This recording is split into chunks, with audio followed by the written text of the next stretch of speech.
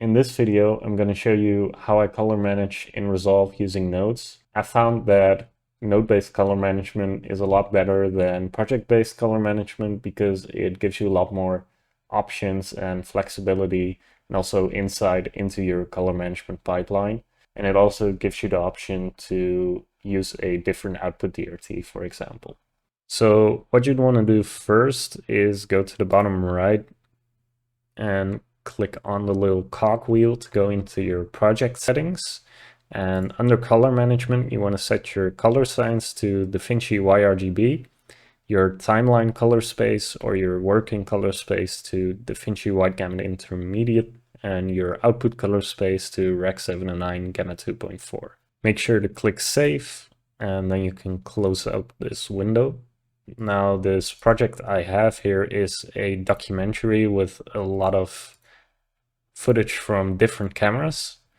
So what I have to do first is group together the shots that are from the same camera and on the same color profile.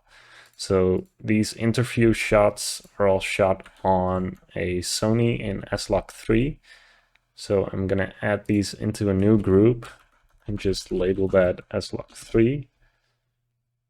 Now this shot is shot on a red, if I remember correctly, so that's going to go into a separate group. Now these two shots over here are from a black magic. Now this shot is actually in Rec 709, so I'm going to have to make a separate group for that as well. And these last two shots are also in S-Log3, so I'm just going to go in here and assign to group. So now that I've grouped all my clips, you can see I've got an extra few dots up here. We've got the group post clip and the group pre-clip. So I want to go to the beginning of my pipeline and in my group pre-clip, and we're going to add a color space transform. So we're going to select our camera color space, which is Sony S Gamma 3 Cine and S-Log3 Gamma Curve. I'm going to set the output to DaVinci Wide Gamut, DaVinci Intermediate, which is my working color space. I'm going to turn off tone mapping for my input device transform, which I'm quickly going to label it as well. IDT for input device transform. Now moving on to the next group, I'm just gonna quickly paste this node on there. So all I have to do is change the input color space to the correct one. So next one is our black magic, which was shot on Gen 5. So we're going to select the proper color space for that. And now finally, we have our Rec 709 clip. So what we're going to select here is Rec 709 and Gamma 2.4, which feeds into DaVinci Wide Gamut, DaVinci Intermediate. And for my Rec 709 clip, I actually want to turn luminance mapping on. Now you'll see why later on.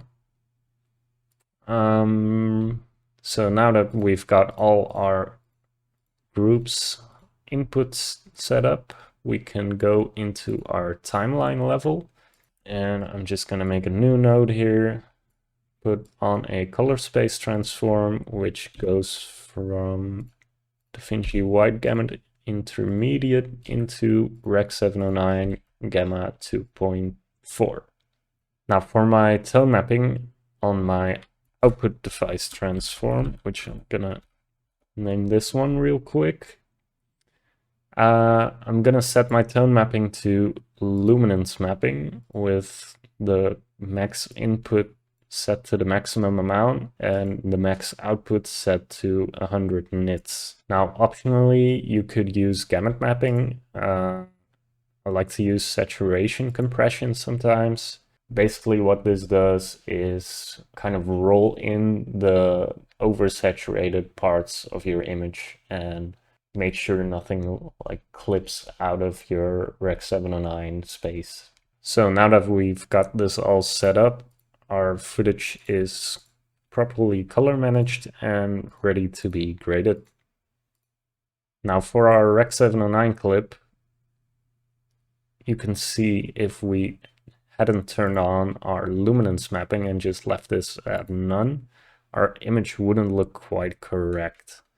So what I found is that by turning on luminance mapping, the image looks pretty much the same and gives us a better starting point for our grade. So that is how I set up my color management. I hope you found this video helpful. If you have any questions, please let me know in the comments, and I'll see you guys in the next one.